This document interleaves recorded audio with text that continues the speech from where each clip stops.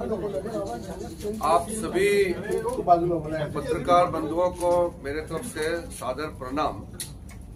मैं नागपुर तो बहुत बार आए हैं और 1999 से लेकर के 2004 तक मैं नागपुर रेगुलर आते थे। अटल जी के समय में खादी ग्रामोद्योग आयोग में मैं सदस्य के रूप में नागपुर आते थे और यहाँ से वर्धा गाड़ी से जाते थे। और उसके बाद मेरा कई दौरा हुआ। जब मैं गृह राज्य मंत्री था तब भी आया। दूसरे कार्यकाल में मैं जब खेल मंत्री थे तब भी नागपुर में स्पोर्ट्स और युवाओं का कार्यक्रम के चलते मैं यहाँ आया। और जब मैं कानून मंत्री थे, लॉ एंड जस्टिस मंत्री थे, तब भी मैं यहाँ आया।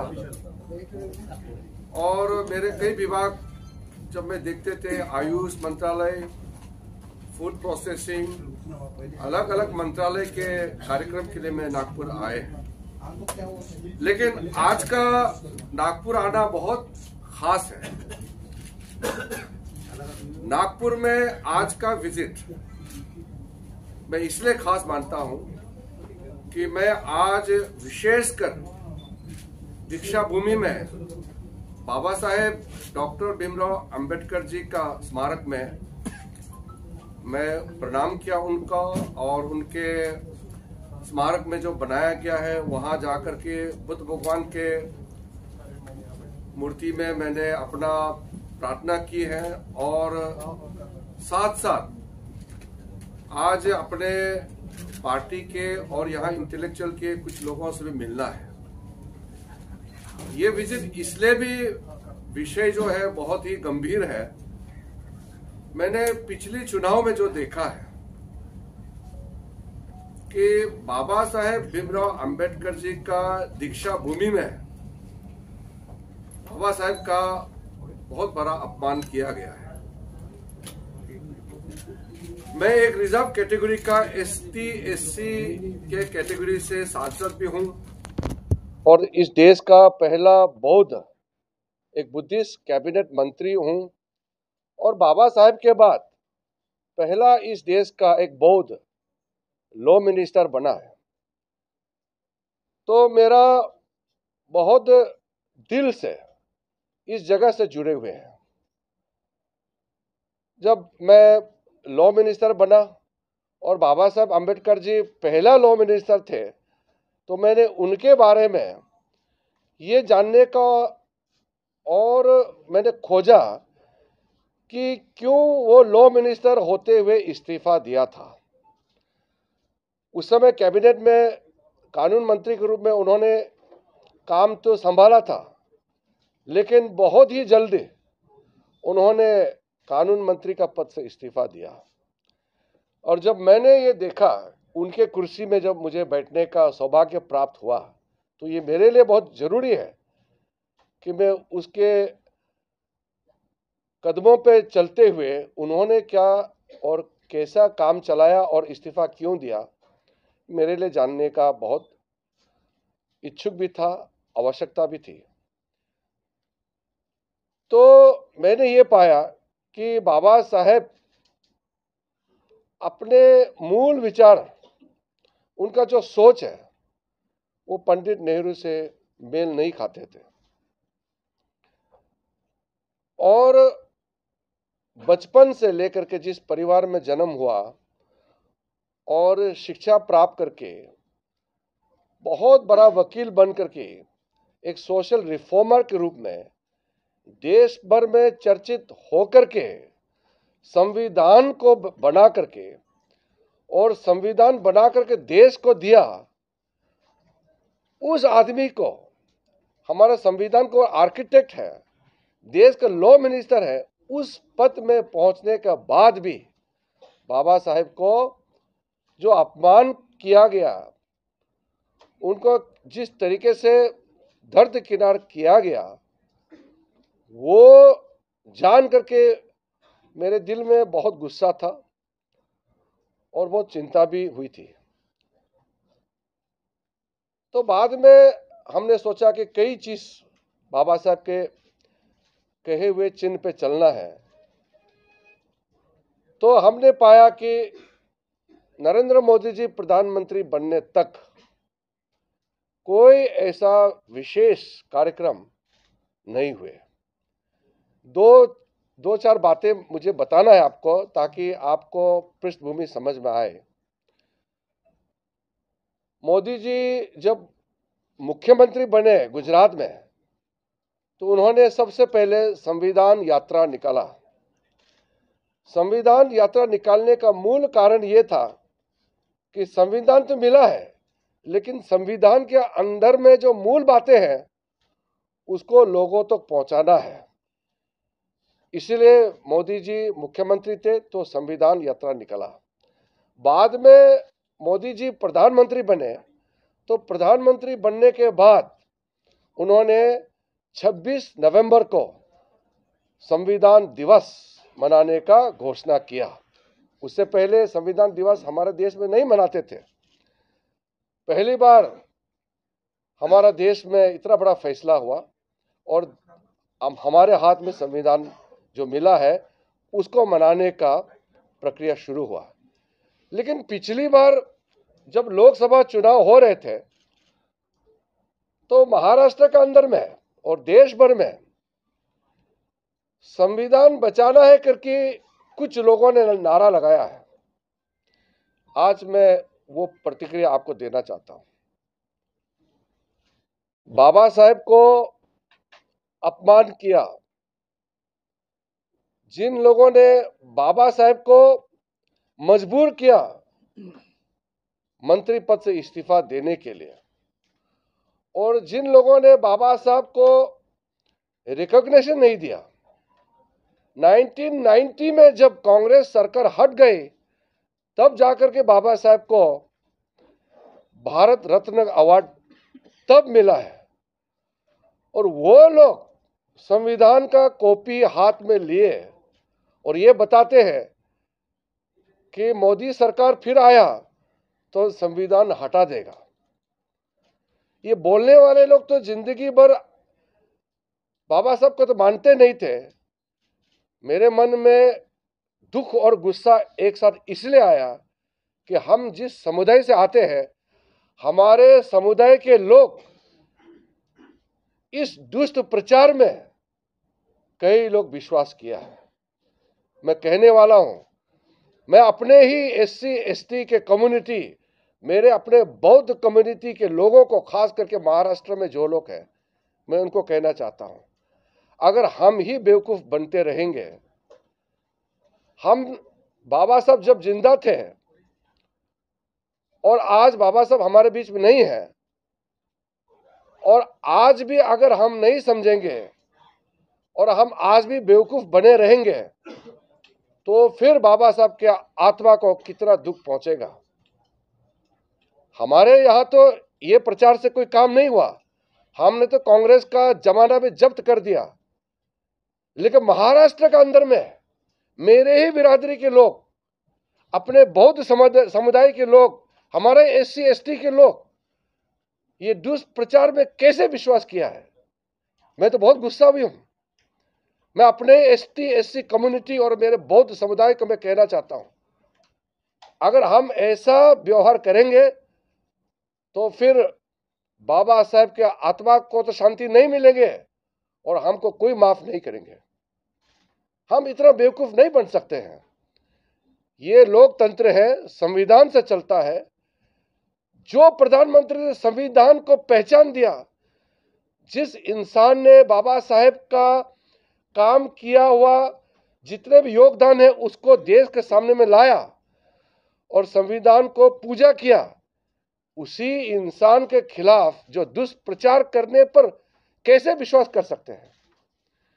मोदी जी प्रधानमंत्री बनने के बाद बाबा साहेब को लेकर के जो सबसे बड़ा काम हुए हैं, 5 तीर्थ स्थल, बाबा साहेब का जन्म स्थान महू में और बाबा साहेब का शिक्षा भूमि लंदन में, जिस घर में उन्होंने बैठ करके वकालत की पढ़ाई की, उस घर को खरीदा और हमारा राष्ट्रीय प्रॉपर्टी बना के उसको म्यूजियम बनाया।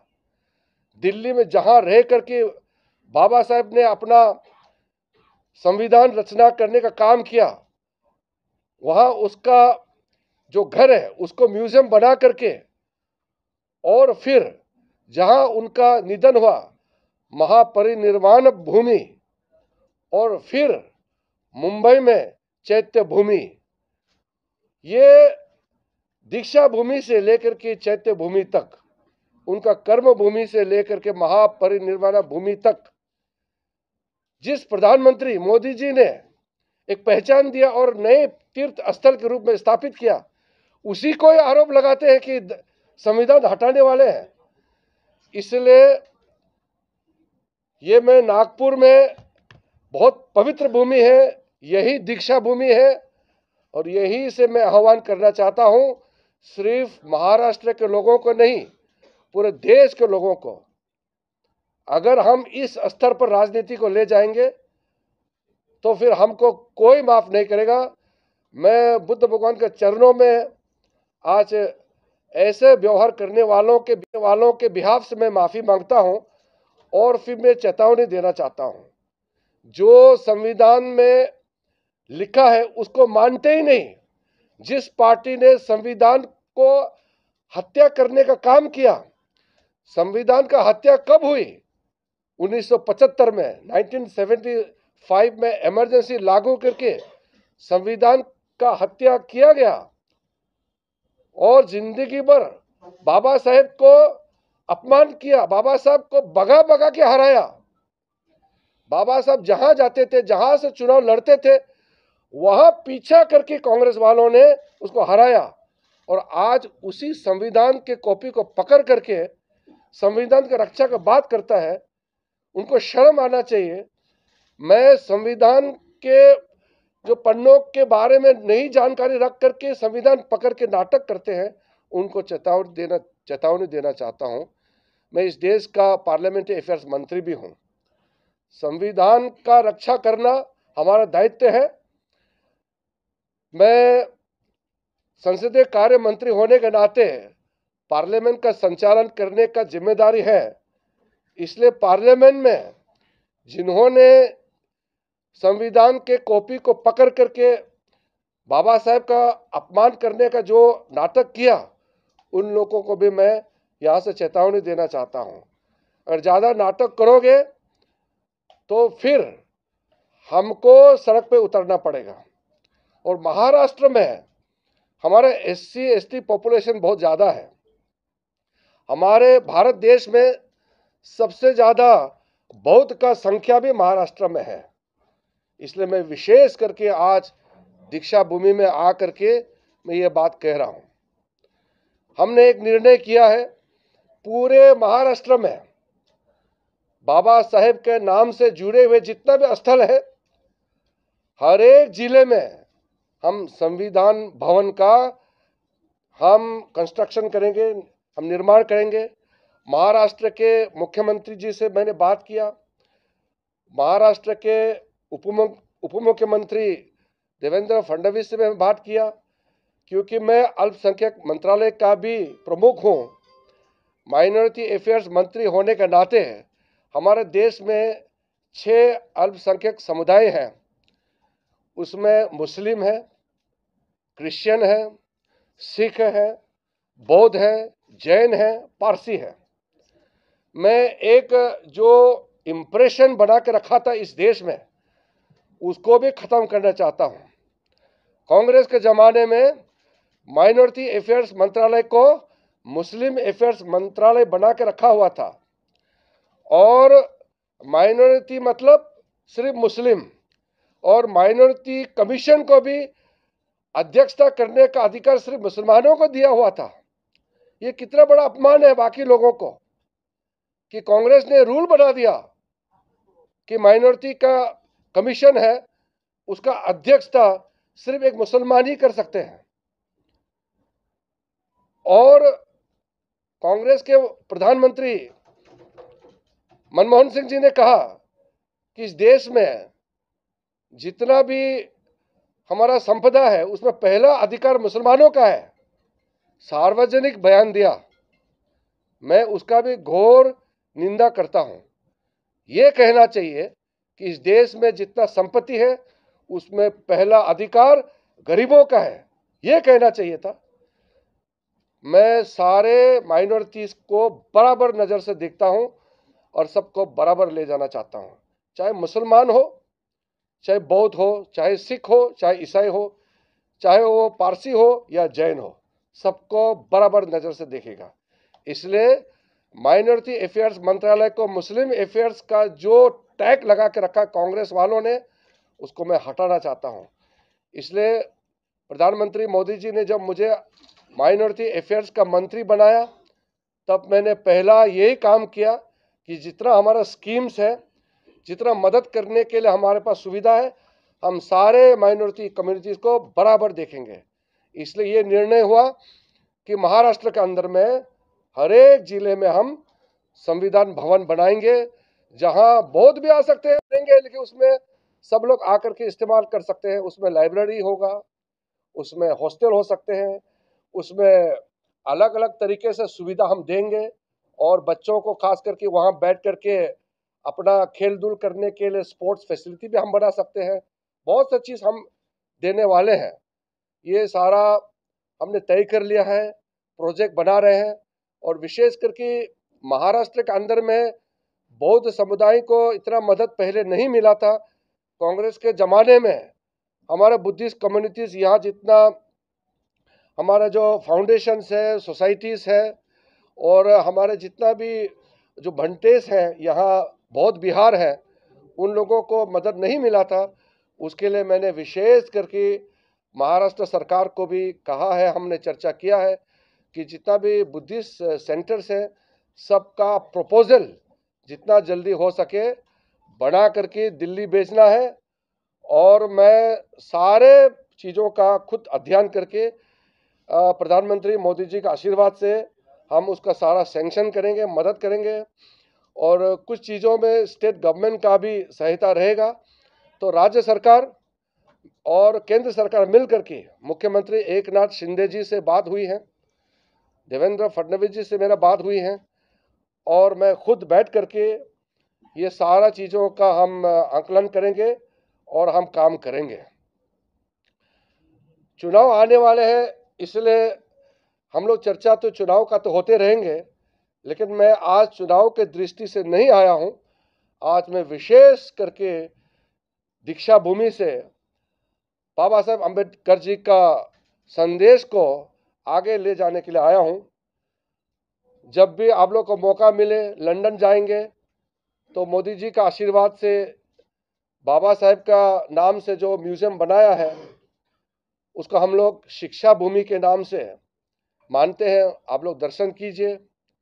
दिल्ली में आएंगे, बाबा साहब के नाम से अंबेडकर इंटरनेशनल सेंटर जो बनाया है मोदी जी ने, उसका दर्शन कीजिए।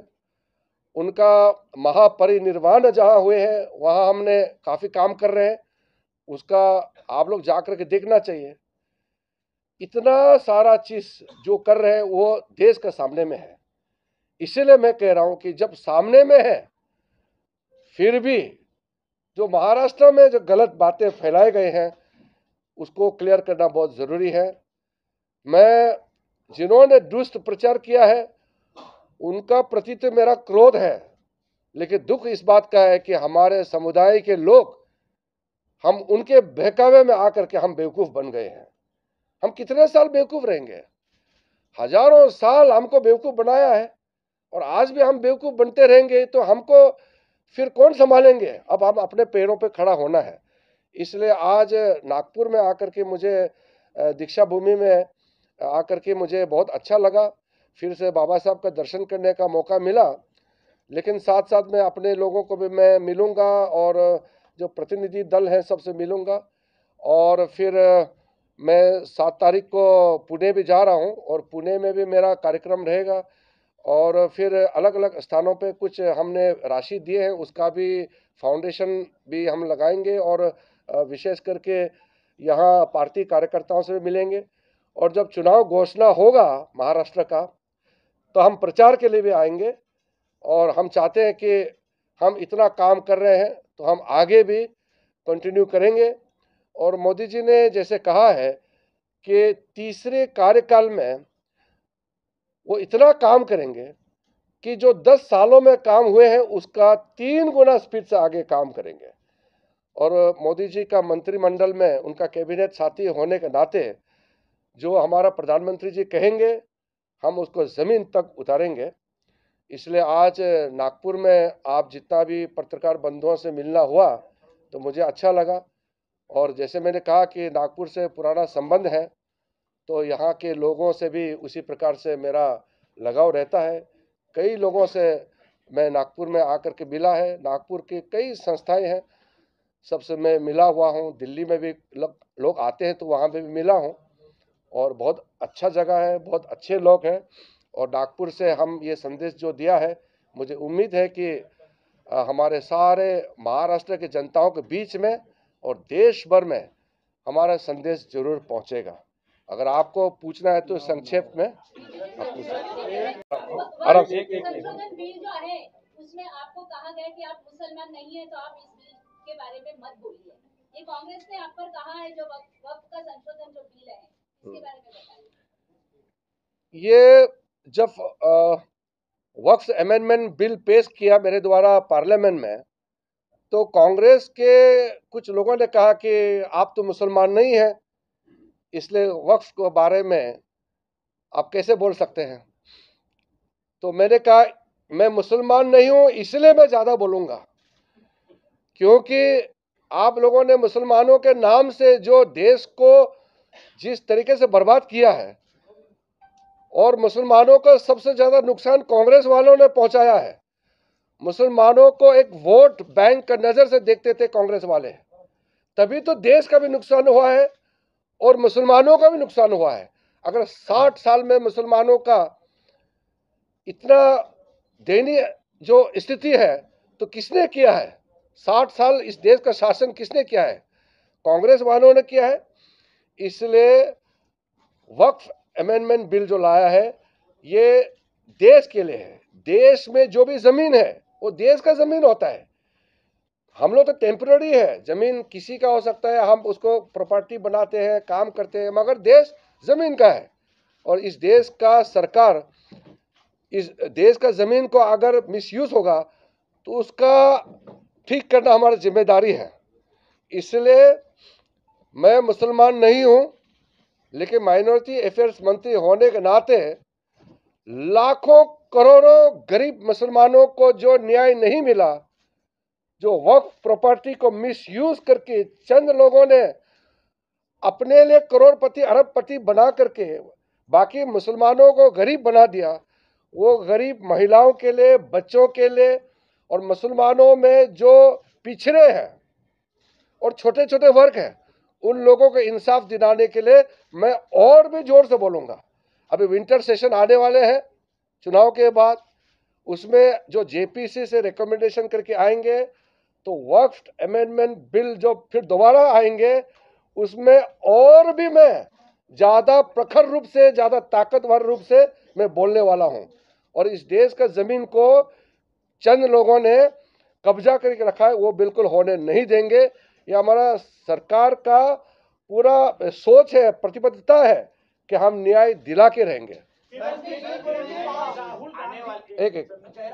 गांधी ने कल हरियाणा में कहा है कि बीजेपी और आरएसएस संविधान को बर्बाद कर रहे हैं, तो आपने संविधान की दुहाई दी। जहां जहां बीजेपी नफरत का बाजार खोल रहा है मैं वहां पे मोहब्बत की दुकान खोल रहा हूं। और दूसरा उन्होंने कहा कि कर्नाटक में मिशन लोटस चलाया जा रहा है, विधायक बोल रहा है 1200 करोड़ रुपए लेके हम तैयार हैं। तो क्या बीजेपी और आरएसएस संविधान बर्बाद कर रहा है? मैं इतना देर से आपको पाठ पढ़ाया, फिर आप भी कांग्रेस का सवाल को लेकर के फिर मुझे पूछ रहे हैं। जो आप राहुल गांधी के बारे में कह रहे हैं कि राहुल गांधी जैसा इंसान इस देश में लीडर ऑफ ऑपोजिशन बनना, यह हमारा देश के ऊपर में एक श्राप है। जो आदमी ना संविधान को पढ़ा है, ना संविधान का स्पिरिट को समझते हैं, जिसके पूरे परिवार ने बाबा साहब अंबेडकर को अपमान किया, उसके मुंह से संविधान का शब्द निकलना भी अपमान है। मैं ये मानता हूं कि ऐसा इंसान को संविधान के किताब के ऊपर हाथ लगाना भी उचित नहीं है। ये तो हमारा बदकिस्मती से ऐसा आदमी लीडर ऑफ ऑपोजिशन बना है और मुझे डील करना पड़ता है। महाराष्ट्र में आते हैं, मैं तो अपने वर्क को मैं कहने वाला हूं, लेकिन आपने पूछा, मैं आपके माध्यम से भी एडवांस में बोल देता हूं। मेरे अपने SC ST कम्युनिटी के लोग, हमारे बौद्ध समुदाय के लोग राहुल गांधी को रिसीव करने जाते हैं, उसके जयकार लगाते हैं, तो आपको धिक्कार है, शर्म आना चाहिए। बिल्कुल ऐसा नहीं होना चाहिए। मैं फिर से कहता हूं, मैं उस जमाने में अशोक सम्राट के बाद, राजा कनिष्क के बाद देश को संचालन करने वाला कौन है? उस जमाने में राजा महाराजा देश को चलाते हैं। आज के दिन में प्रजा अपने चुने हुए प्रतिनिधि के माध्यम से देश चलाते हैं। मैं पहला कैबिनेट मिनिस्टर हूं इस देश में बुद्धिस्ट, तो इतना साल इंतजार करना पड़ा, मोदी जी को प्रधानमंत्री बनना पड़ा, तब जाकर के आज एक बौद्ध समुदाय से एक कैबिनेट मिनिस्टर बना। और बाबा साहब जब इस्तीफा दिया तब तक वो दीक्षा नहीं लिया था।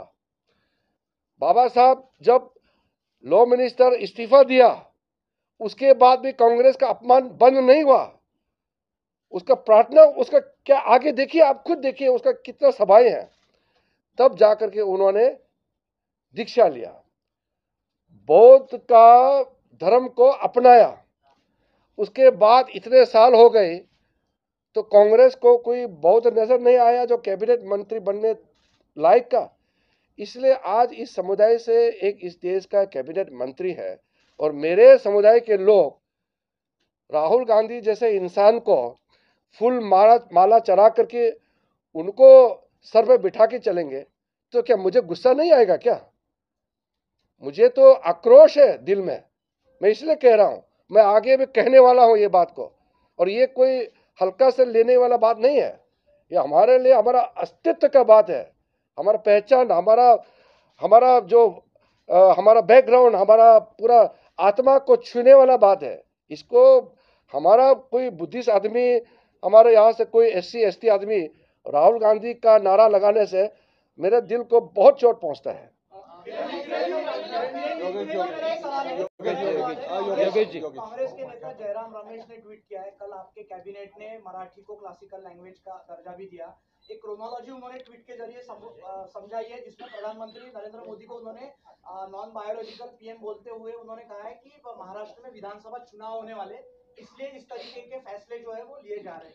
इससे पहले हम लोग ने मोदी जी का 10 साल का कार्यकाल में जो काम हुए हैं, विकसित भारत बनाने के लिए जितने काम हुए हैं, इसको डाइवर्ट करने के लिए ये लोग इस तरह का बातें करते हैं। मैं उसमें ज़्यादा उलझना नहीं चाहता हूँ, लेकिन जो कल कैबिनेट, काफ़ी देर तक कैबिनेट चली, और कल के कैबिनेट मीटिंग में जो प्रस्तावना आए हैं उसमें, क्योंकि मैं नागपुर में हूँ इसलिए बता रहा हूँ, मराठी भाषा को क्लासिकल लैंग्वेज का दर्जा देना ये सिर्फ मराठी के लिए नहीं, सिर्फ महाराष्ट्र के लिए नहीं, पूरा देश के लिए एक गर्व की बात है।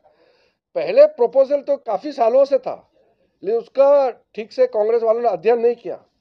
हम लोगों के कार्यकाल में प्रस्तावना आया तो फिर प्रधानमंत्री जी ने साथ में बंगाली, असमीज, पाली, प्राकृति, ये सबको मिला करके जो फैसला हुए हैं, ये अगर चुनाव होता तो क्या हम 5 महीने पहले, 6 महीना पहले नहीं लाते क्या? जब लोकसभा चुनाव हुए हैं पूरा तैयारी करके लाए हैं। ऐसा कैबिनेट में कोई निर्णय नहीं लेते हैं। लेकिन मैं महाराष्ट्र के सारे जनता को अभिनंदन करता हूं, बधाई देता हूं, और मराठी बोलने वाला और हम सबको, मैं अपने आप को भी बधाई देता हूं कि मराठी भाषा बाकी 4 भाषाओं के साथ में कैबिनेट ने क्लासिकल लैंग्वेज का दर्जा दिया है। संविधान की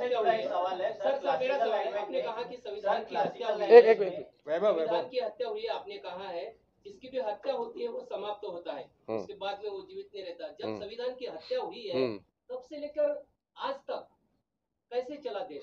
तो हम लोग ने, संविधान की तो हत्या हुई है। हत्या होने के बाद हम लोग ने जीवित किया उसका। लोग तो 10 साल हो गए ना अभी। अरे आप लोग अभी हम लोग ने जीवित किया।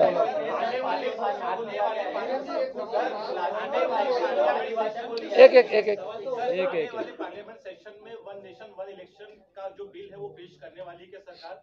दूसरा सवाल ये कि जो वक्फ बोर्ड का बिल है जो जेपीसी के पास गया है वो इस सेशन में सरकार लाके पारित करने वाली है।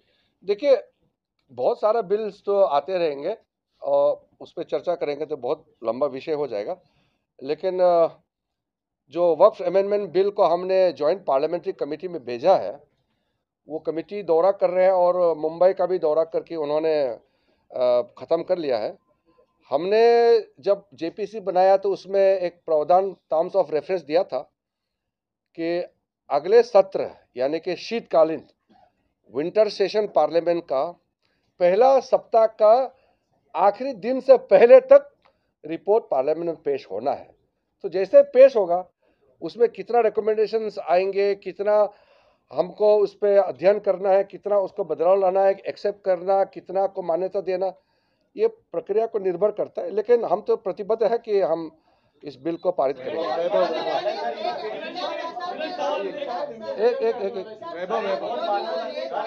एक मिनट नितिन जी बोलते हैं। एक मिनट।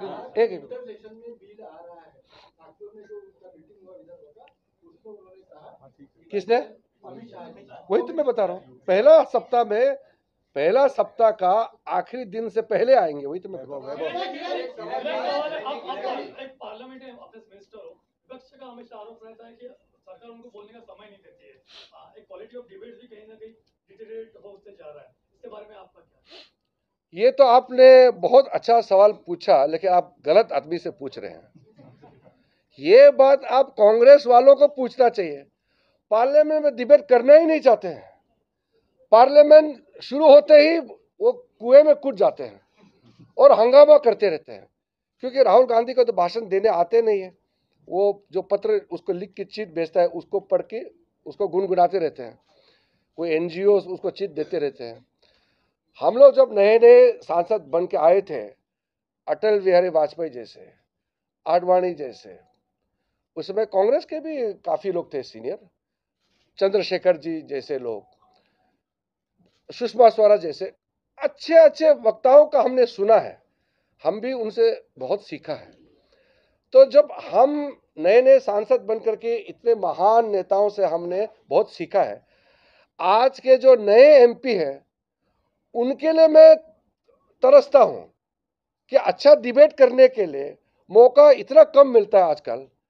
और जो सबसे ज्यादा बोलता है, आप देखिए ये जो माओवादी विचारधारा के लोग हैं, राहुल गांधी जैसे लोग हैं, सुबह से शाम तक मोदी जी को गाली देते रहेंगे, आरएसएस को गाली देते रहेंगे, भारत माता को गाली देते रहेंगे, ये लोग भगवान राम को गाली देते रहेंगे।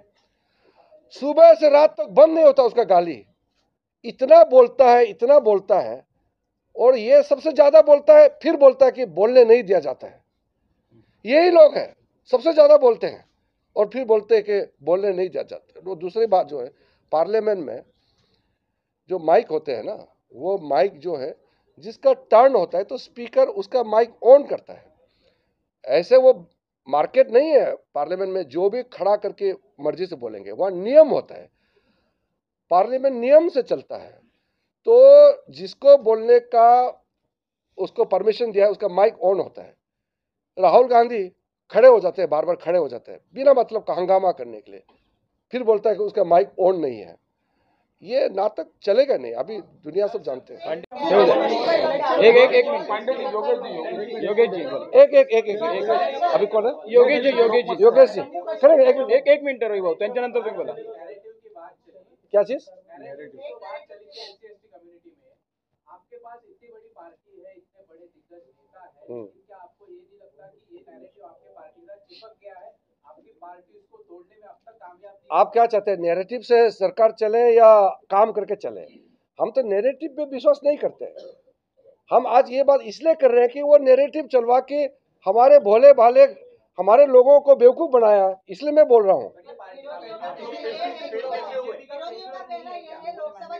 अरे भाई हम एक मिनट विरोधियों का कहना ये है कि आपका लोकसभा चुनाव आने के पहले फेक प्रचार प्रसार का संविधान के बारे में कहा गया था, ऐसा भी उन्होंने बोला है और साथ ही संविधान बदलेगा, ये भी आप लोगों की भाषा मतलब पक्ष वालों की भाषा थी। ऐसा भी विरोधियों का मानना है। दूसरा आपने सवाल ये किया कि लंदन में और यहाँ पर जो दिल्ली का जो मकान है बाबा साहब अम्बेडकर का, तो वो सब नहीं देखने के लिए आना चाहिए। तो चैत्य भूमि की हालत अभी तक क्यों बस से बदतर है? चैत्य भूमि में मैं पिछले सप्ताह गए और चैत्य भूमि में जितने भी वहाँ व्यवस्था करने वाले सबसे मैंने मीटिंग किया और हमने एक तय कर लिया कि चैत्य भूमि में सरकार जो काम कर रहे हैं उसको और अच्छा काम करने के लिए मैंने एक एस्टीमेट सबमिट करने के लिए कहा है कि उसके आसपास में अच्छा लाइब्रेरी बने, लोग बैठने का अच्छा जगह बने और वहाँ जो विजिटर हैं,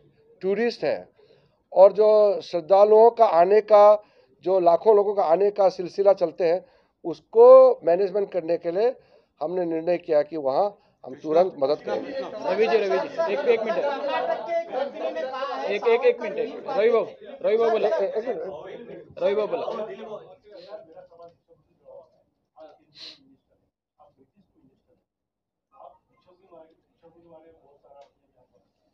कई सालों से नागपुर के दीक्षा भूमि के लिए आपकी सेंट्रल गवर्नमेंट की जो जमीन मांग करी है, आपके सेंट्रल के मिनिस्टर बहुत सारे आते हैं,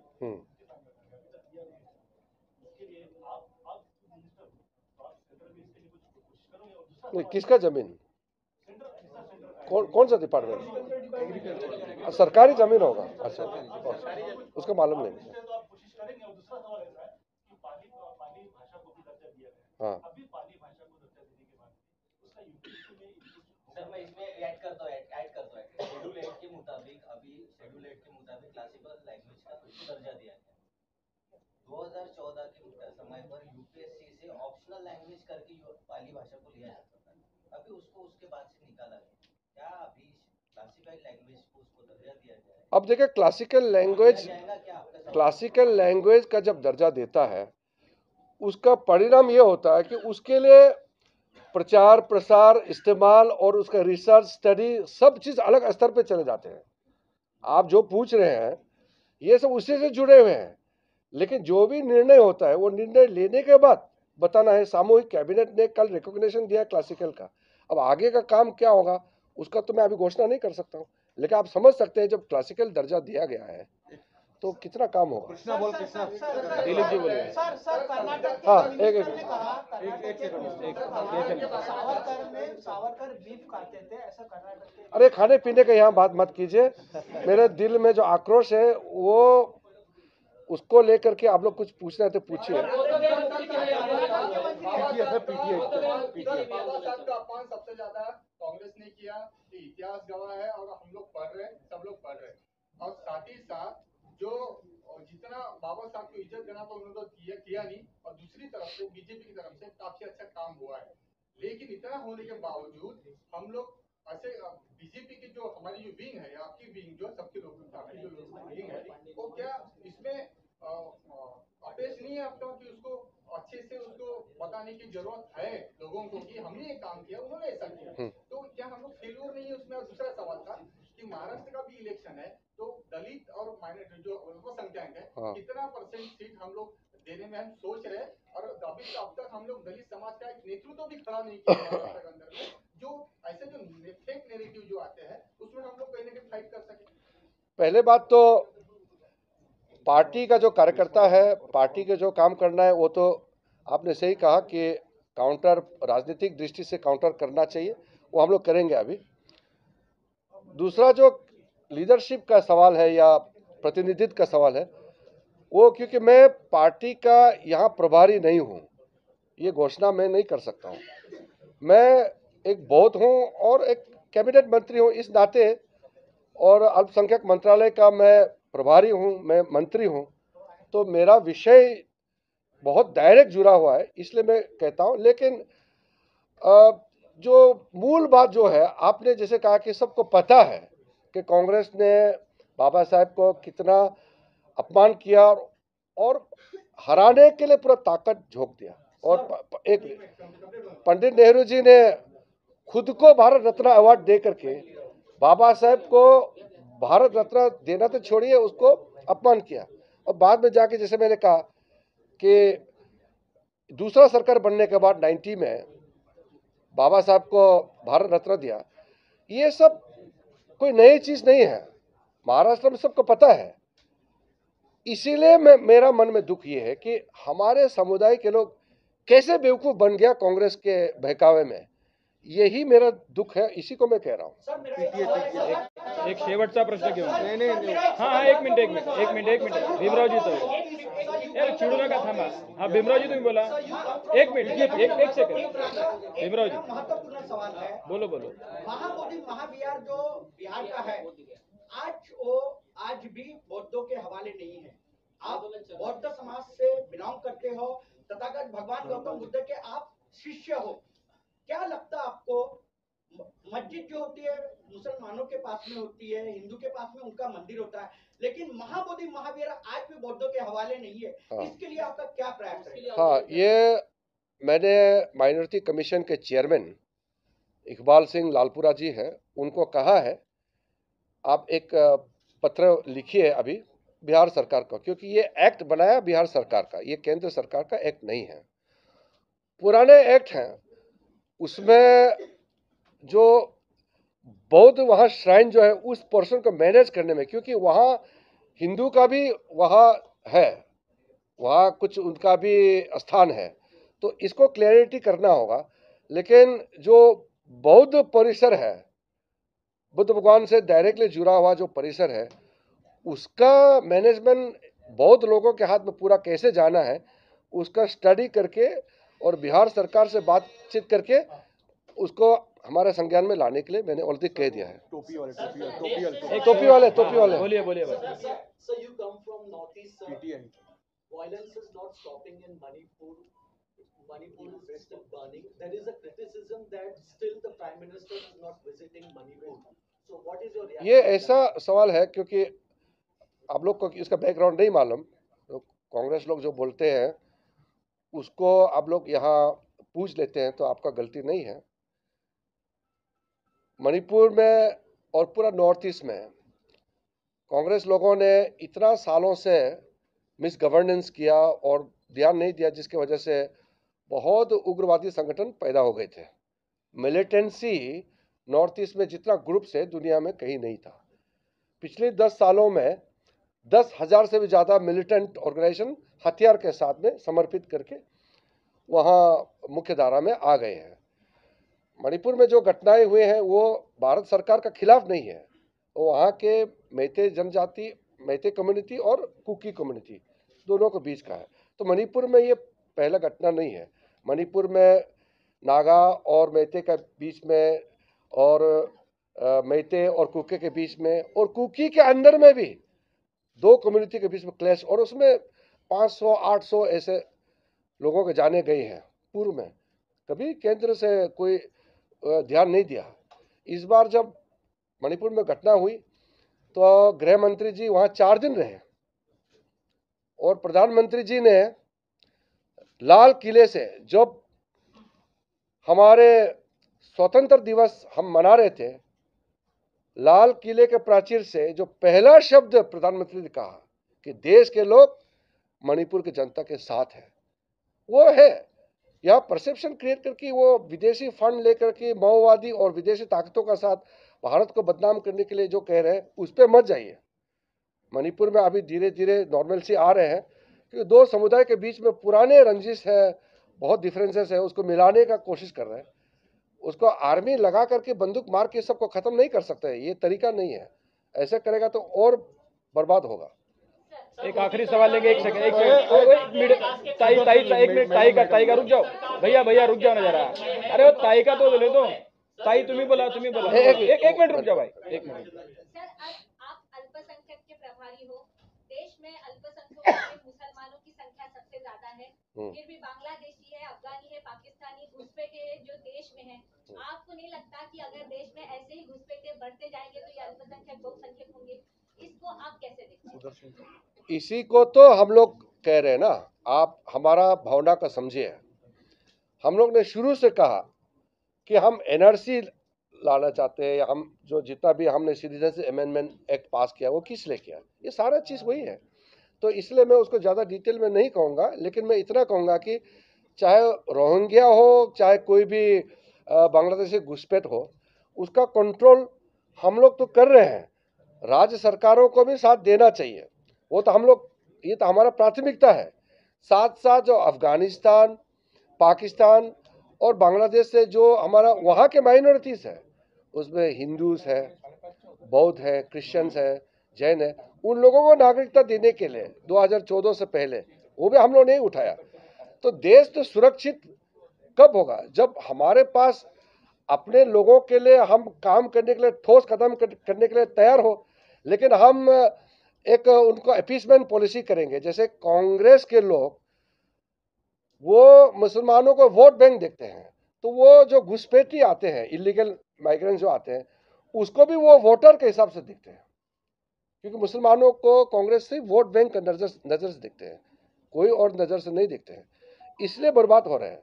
हम वोट बैंक के नजर से नहीं देखते हैं, हम मानवता के नजर से देखते हैं। तो अल्पसंख्यकों द्वारा वोट जिहाद भी किया जा रहा है, उस पर भी बात हो रही है देश में, आप उसको कैसे? हमारा पॉलिसी आपको अच्छा से मालूम है, मैं डिटेल में बोल सकता हूँ क्योंकि प्रेस वार्ता बहुत लंबा हो जाएगा। यहाँ पर एक सेकंड भाई साहब, एक सेकंड। मोदी सरकार ने विकास के बहुत कार्य किए पिछले 10 सालों में। विपक्ष का कहना है कि प्राइवेटाइजेशन होने, मोदी जी प्राइवेट सेक्टर को ज्यादा महत्व दे रहे हैं और विकास के कार्य इसीलिए विनाश के कार्य गिने जा रहे हैं। कौन कह रहे हैं ये बात? विपक्ष कह रहे हैं सर। और विपक्ष के बात को इस देश में ये सबसे हमारे लिए ये बहुत ही अनफॉर्चुनेट है कि विपक्ष जो है, विपक्ष का भूमिका नहीं निभाते हुए भारत विरोधी का रोल निभा रहे हैं, इसलिए ये तकलीफ हो रहा है। भारत आगे बढ़ रहा है ना, तो सब चलिए इसमें मोदी जी का साथ। 1 मिनट हो गया, यहाँ पर ये अंतिम सवाल था। 1 मिनट, यहाँ पर 1 मिनट भाई साहब, 1 मिनट। नागपुर शहर भाजपा के अध्यक्ष भी आए हैं, हम